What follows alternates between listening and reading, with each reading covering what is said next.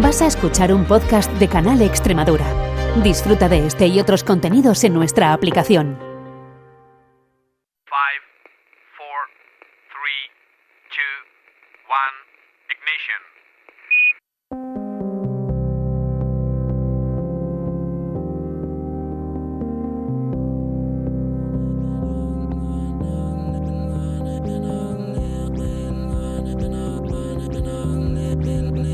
En Canal Extremadura Radio comienza Principio de Incertidumbre, con Jorge Solís. Bienvenidos a Principio de Incertidumbre, el espacio de investigación y ciencia de Canal Extremadura Radio. Cuando hablamos de cambio climático solemos pensar en medias globales, pero lo verdaderamente decisivo ocurre cuando esa energía extra se traduce en fenómenos concretos, en tormentas reales, en lluvias que caen sobre ciudades, campos y ríos. El 29 de octubre de 2024, una dana dejó en Valencia precipitaciones históricas y 230 víctimas mortales. La pregunta científica no es si aquel episodio fue extremo, que lo fue, sino cuánto influyó el calentamiento global en su intensidad. ¿Fue simplemente una tormenta más o el sistema convectivo se comportó de forma distinta? Un equipo de investigadores ha abordado esa cuestión con simulaciones atmosféricas de alta resolución. Han reconstruido la tormenta tal y como ocurrió y después han repetido el experimento eliminando la señal de calentamiento acumulado desde la era preindustrial. El resultado es contundente. La intensidad de la precipitación aumentó alrededor de un 20% y la superficie con lluvias extremas se amplió más de un 50%. Como veremos, debido a la acción del hombre, ahora nos vamos a enfrentar a tormentas estructuralmente más eficientes y extensas.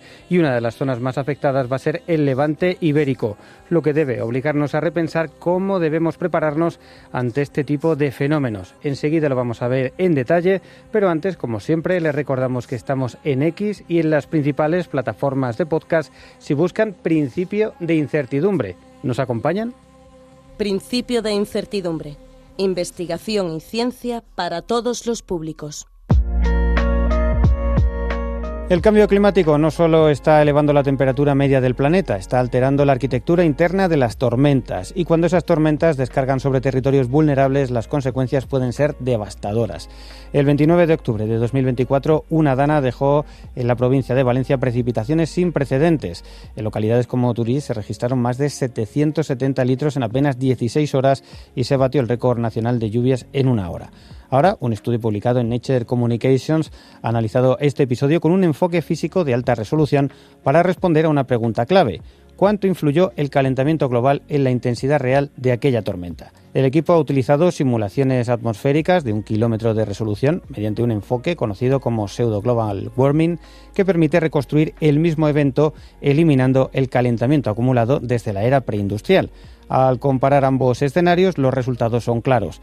La lluvia fue aproximadamente un 20% más intensa, el área con precipitaciones extremas se amplió más de un 50% y el volumen total de agua en la cuenca del Júcar aumentó cerca de un 19%. El estudio muestra además que no se trata solo de más vapor de agua en la atmósfera. El calentamiento del Mediterráneo incrementó la energía convectiva disponible, reforzó las corrientes ascendentes y modificó procesos microfísicos dentro de las nubes, amplificando la eficiencia de la precipitación y la extensión del sistema convectivo. Es decir, la tormenta no solamente fue más húmeda, sino que también fue estructuralmente más intensa. Para entender cómo el cambio climático está transformando la dinámica de estos episodios extremos, vamos a hablar con Carlos Calvo Sancho, que es investigador en el Centro de Investigaciones sobre Desertificación y autor principal de este estudio publicado en Nature Communications, un artículo que también se ha elaborado en colaboración con la Universidad de Valladolid y el CSIC. Así que lo primero es darle la bienvenida al Principio de Incertidumbre. Carlos, ¿qué tal? ¿Cómo estás? Buenos días, muchas gracias por la invitación. Bueno, pues la verdad es que estamos deseosos de conocer este trabajo que es tan interesante, ¿no? Porque, bueno, habéis tratado de responder una cuestión que creo que es muy difícil de afrontar, ¿no? Cuando nos enfrentamos a fenómenos tan extremos como tormentas de este tipo, ¿cómo se puede diferenciar este fenómeno que ha ocurrido ahora de lo que podría haber pasado en una época preindustrial sin la mano del hombre, sin la actividad industrial y sin tanta acumulación de gases de efecto invernadero en la atmósfera.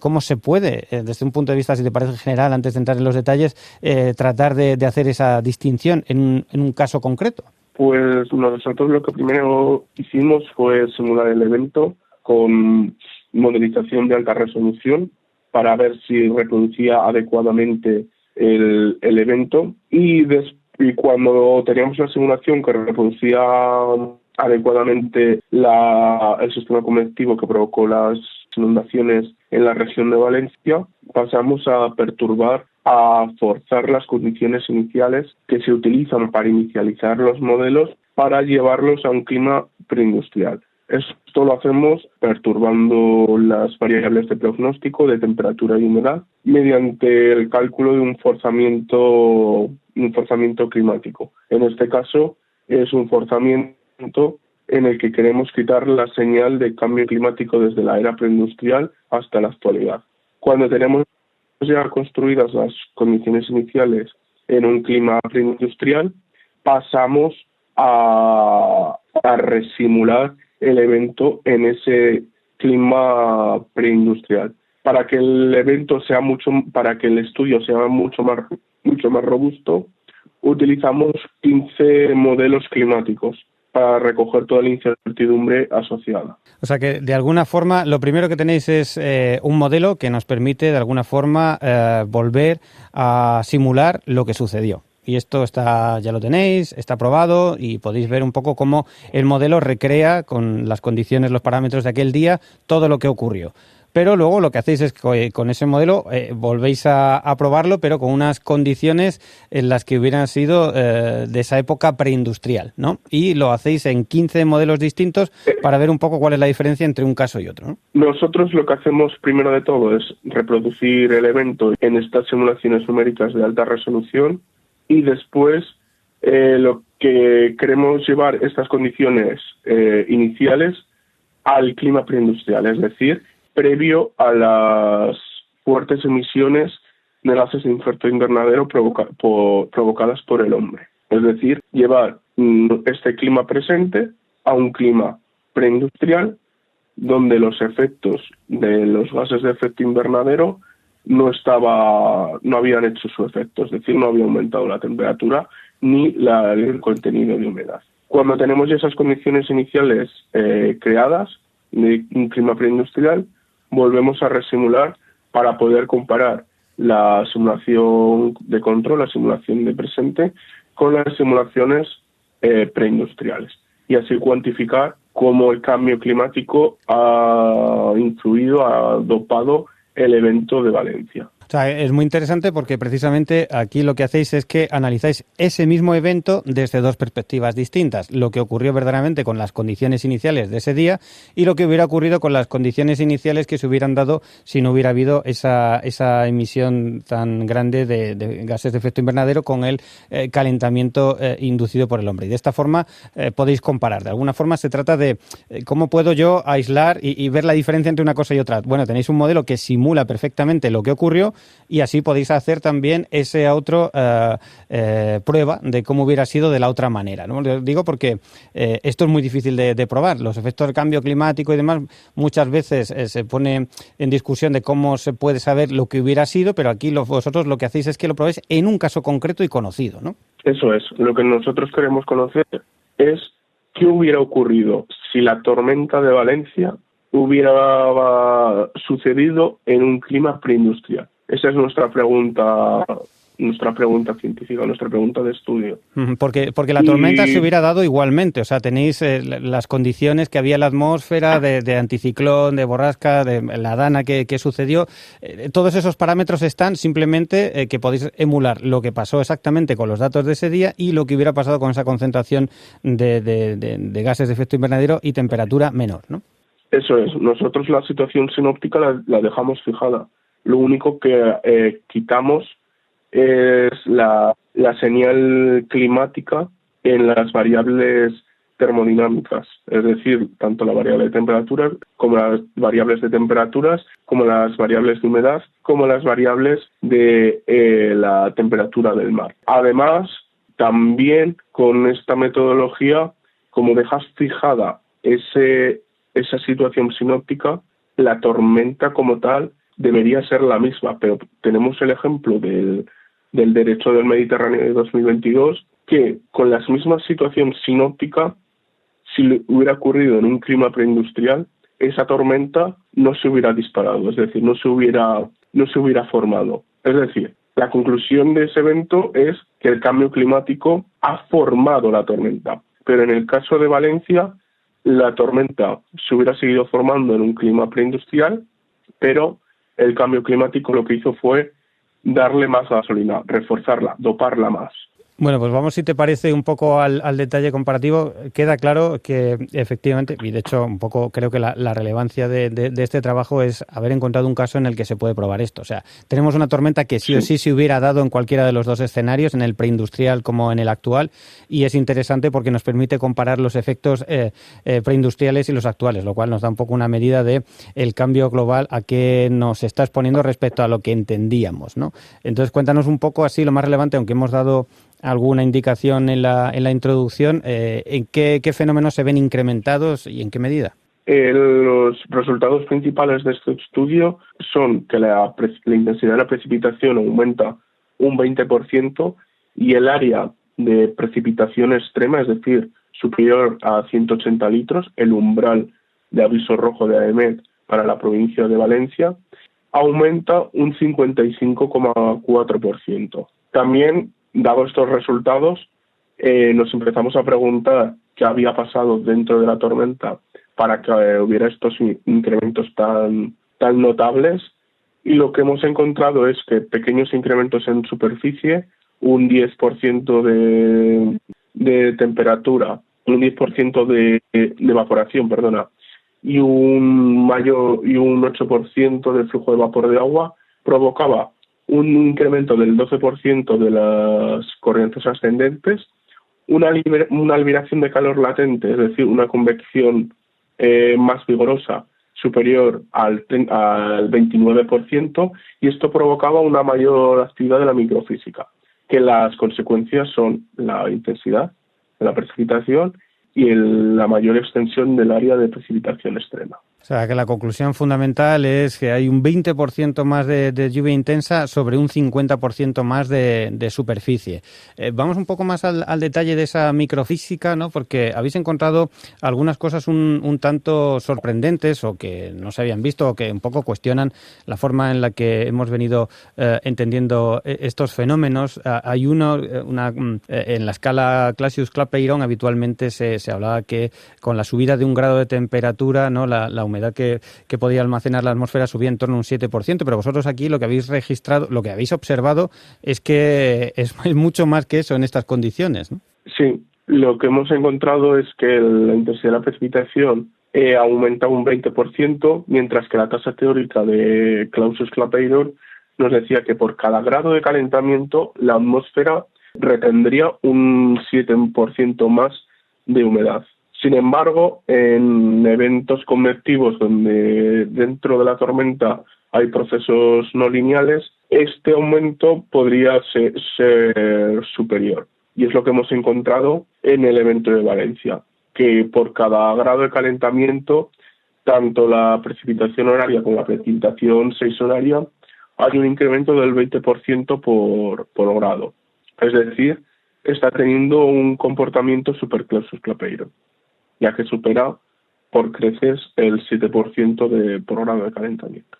Claro, ¿y esto a qué nos llevaría? ¿Tendremos que cambiar los modelos a la hora de prever qué es lo que puede ocurrir? O sea, por entenderlo de alguna manera, entran a funcionar factores, dices, no lineales, son una serie de condiciones que no tenemos determinadas, pero desde luego que vienen influidas por esa temperatura más alta, especialmente del Mediterráneo, que de alguna forma actúa, digamos, como combustible para incrementar la intensidad de esa tormenta.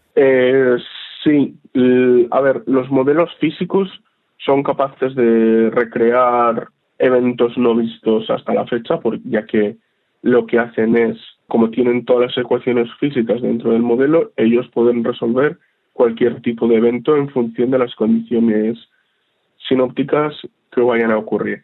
Sin embargo, ahora que estamos entrando en los modelos de inteligencia artificial, estos modelos Se basan únicamente en estadística. Se tienen que entrenar en función de situaciones pasadas. Si esa situación no se ha dado nunca, un modelo de inteligencia artificial no lo va a poder predecir. Por lo tanto, en estos modelos basados en IA, en inteligencia artificial, sí que van a tener problemas para resolver eventos que nunca antes han visto. Sin embargo, los de física, los modelos físicos, en principio, siempre van a tener mayor pericia en resolver eventos nunca antes vistos.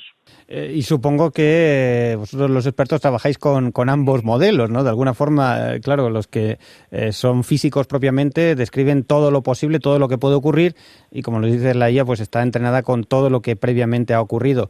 Lo que pasa que en un fenómeno como el que se vivió en Valencia en 2024 no se había vivido previamente, ¿no? Se dieron esas condiciones un tanto anómalas que hizo que todo fuera mucho más intenso, ¿no? Sí, bueno, nuestra investigación se basa únicamente en modelos físicos, pero en el corto o medio plazo queremos empezar a integrar distintos módulos de inteligencia artificial que nos mejore esta predicción en función de lo que tengamos planteado. Aún así, la predicción de la Dana de Valencia desde la Agencia Estatal de Meteorología fue muy buena, porque 5, 6 o 7 días antes ya empezaron con avisos especiales diciendo que la situación iba a ser potencialmente peligrosa para la sociedad y a las 7 de la mañana de ese día se activó el aviso rojo por precipitación extrema. Por otro lado, los avisos rojos por precipitación y sobre todo de eventos de fuerte precipitación, la incertidumbre asociada es muy alta.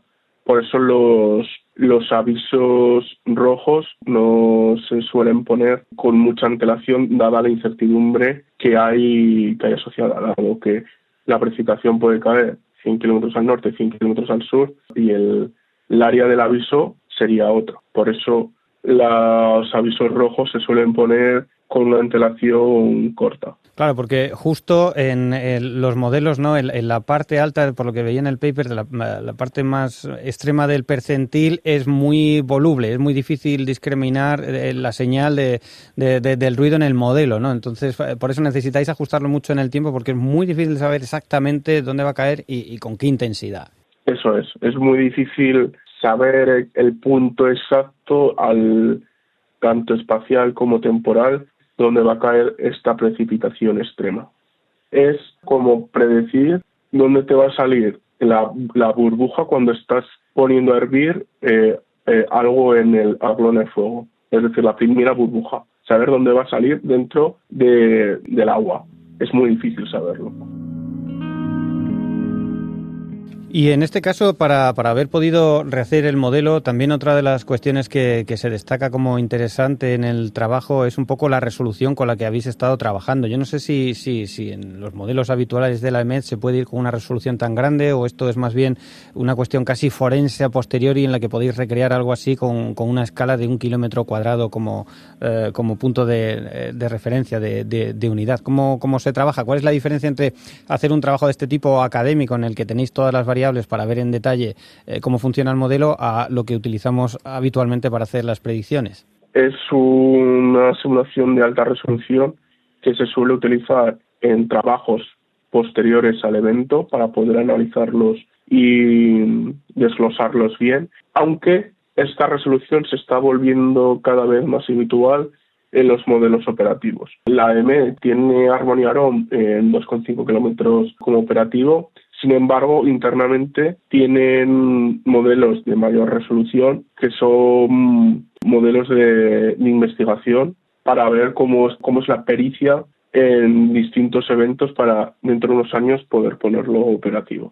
Y es aquí donde entiendo que decías que podría ser interesante el uso de modelos con IA, ¿no? Que puedan ir a resoluciones más altas o resolver los modelos de una forma más rápida, siempre y cuando, pues eso, están cada vez mejor entrenados y más disponibles, ¿no? Imagino que puede dar ese punto de agilidad respecto a los modelos que son únicamente basados en sistemas físicos. Bueno, aquí hay una discusión muy interesante que está ocurriendo en estos momentos en todos los servicios meteorológicos y centros meteorológicos a nivel global, si se puede decir. Porque modelos de IA globales que te resuelvan la escala sinóptica es adecuado, pero sin embargo, si entramos a modelos de alta resolución, los módulos de IA, en mi opinión, solamente deberían estar para que fueran más rápidos los esquemas de parametrización, no todo el modelo,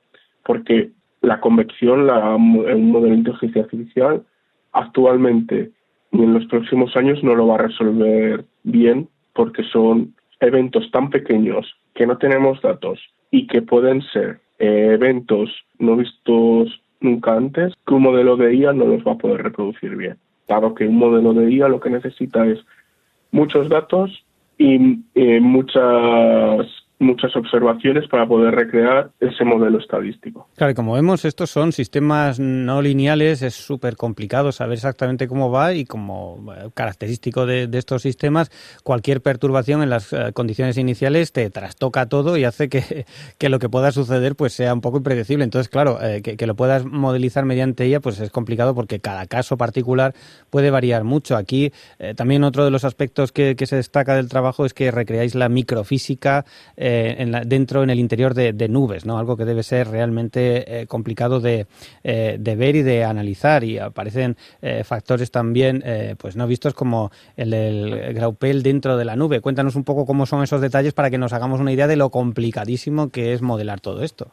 Todos esos procesos son muy complicados, dado que ocurren en una escala muy pequeña, prácticamente de metros, en el que los modelos físicos suelen estar parametrizados, dado que no lo resuelven bien explícitamente. Estos esquemas de microfísica son muy avanzados y permiten reproducir adecuadamente lo que ocurre en la atmósfera en esos momentos. En la microfísica actúan diferentes hidrometeoros y son los que gobiernan la intensificación de los sistemas convectivos, es decir, de las tormentas. Pero, por ejemplo, cuéntanos lo del Graupel, me parece muy interesante, bueno, lo desconocía. ¿Qué es lo que sucede dentro de una nube cuando pasa algo semejante, cuando pasa una dana de este tipo? Si nos puedes dar un poco el esquema de cómo se monta una tormenta tan violenta como esta, así en general. Pues lo primero de todo, tenemos que tener un aire cálido y muy húmedo. Segundo, tenemos que tener un disparo convectivo, ya que puede ser tanto dinámico como mecánico o orográfico. El dinámico es la situación sinóptica, el mecánico es una convergencia de vientos en niveles bajos, o también el orográfico es que tienes una montaña y ese flujo de humedad cálido y húmedo se ve forzado a ascender, y cuando asciende se forma la tormenta. Luego, cuando la tormenta ya está formada, interactúan las corrientes ascendentes y la liberación de calor latente, que hay una retroalimentación continua y positiva. A cuanto mayor liberación de calor latente, las corrientes ascendentes son más fuertes. Y por último, pero que todo actúa al mismo tiempo, es la microfísica, en el que una mayor concentración y una mayor actividad de la microfísica favorece la formación de precipitación extrema, la formación de granizo, la formación de corrientes descendentes muy intensas, es decir, reventones. También, si las condiciones son idóneas para la urbanización del sistema, pueden formarse supercélulas, y ya si las condiciones son superidóneas en niveles bajos, pueden formar los tornados. Y todo esto en su conjunto es lo que formó los impactos en superficie el 29 de octubre. Es decir, una mayor contenido de Graupel que hemos encontrado lo que favoreció fue las precipitaciones intensas y además, como aumentó su área de extensión, provocó que el área de la precipitación extrema fuera mayor respecto a un clima preindustrial. O sea, queda claro, un poco por ir sintetizando las ideas, estas tormentas tan intensas se hubieran dado en cualquier caso, este sistema, estas condiciones para que esa tormenta tan violenta sucediera, estaba ahí, el clima hubiera sido en condiciones preindustriales o en las actuales. Sin embargo, aquí lo que sí que incrementó de una forma muy notable esa virulencia es las condiciones iniciales, y entiendo que sobre todo tiene que ver con el calor que se va acumulando en el Mediterráneo. Es un factor que influye de alguna manera, quizá el que más. Todo se puede de alguna forma resumir en esa disponibilidad de calor que va almacenando el Mediterráneo, y si luego la atmósfera da las condiciones adecuadas, se va a liberar toda esa energía. Lo digo porque cuando va siendo el verano vamos viendo con asombro las temperaturas que va alcanzando el Mediterráneo a lo largo del año, y luego finalmente lo que vemos es que esa energía que está ahí retenida de alguna forma acaba saliendo de alguna forma más tarde. Sí, sin duda alguna. Lo único que puede acumular energía son los océanos, que luego se liberan cuando hay una situación sinóptica favorable para la formación de tormentas. Por otro lado, nosotros no hemos analizado la contribución específica de la parte oceánica, ya que eso sería otro trabajo. Lo que nosotros hemos hecho es evaluar en conjunto cómo el cambio climático ha impactado tanto atmosféricamente como en la temperatura del mar. También hace un par de años publicamos un artículo en el que evaluamos el evento de granizo gigante en Girona, y ahí encontramos que la ola de calor marina favoreció un ambiente convectivo para que el granizo gigante se pudiera desarrollar mediante un contenido de humedad mayor y propiciaba una mayor inestabilidad. Por otra parte, también evaluamos el cambio climático en general, tanto atmosférico como oceánico, y vimos que también favoreció un ambiente convectivo para que se desarrollara ese tamaño de granizo. Pero en el caso de Valencia, es un trabajo que habría que hacer en los próximos meses para analizar cuál es la contribución del mar Mediterráneo al evento de la Dana. Pero bueno, en cualquier caso, lo que sí que podemos confirmar es que con esa diferencia de clima preindustrial al actual, un 50% más de superficie afectada, un 20% más de intensidad, eso seguro. Y lo que veo que como muy sorprendente es esa posibilidad hablábamos de la escala de Clausius-Clapeyron, ser conscientes de que en estos casos las tormentas pueden absorber mucha más humedad de la que en un principio se venía computando, aunque los modelos también lo recojan, pero bueno, es un cambio de escenario bastante importante, ¿no?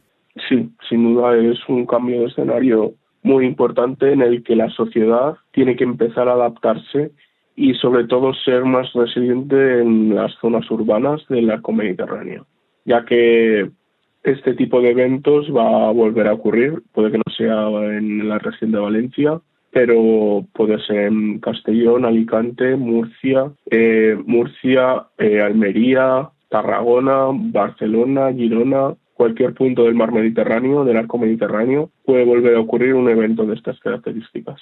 Porque están un poco sujetos a todos los factores que desencadenan estas tormentas, y ya vemos un poco con qué resultado, ¿no?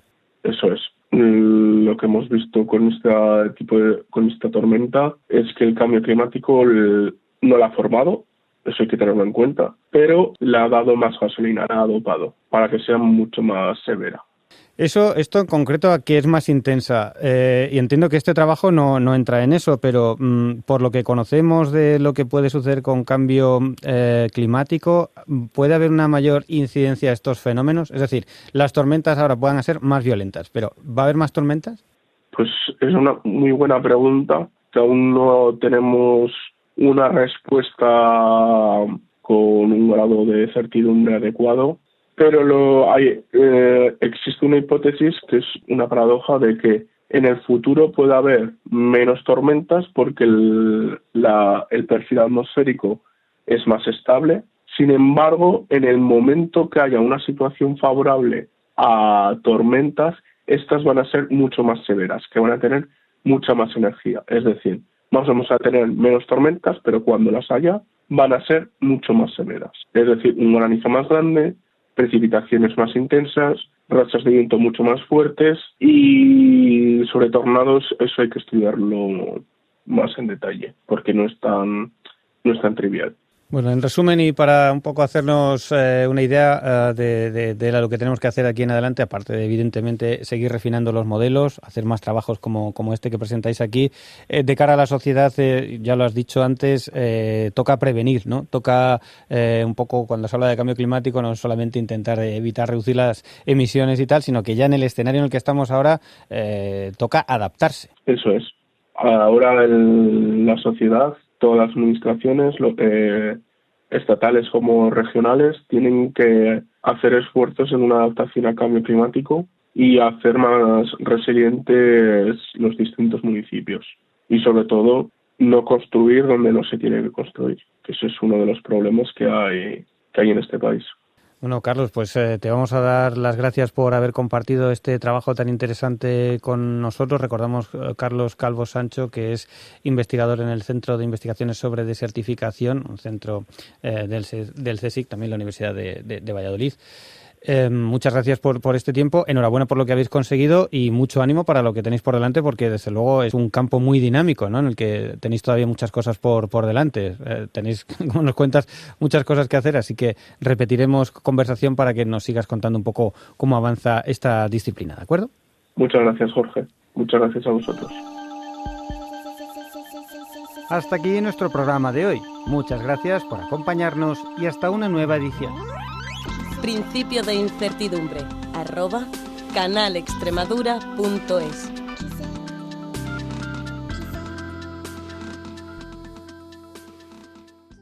Has escuchado un podcast de Canal Extremadura. Disfruta de este y otros contenidos en nuestra aplicación.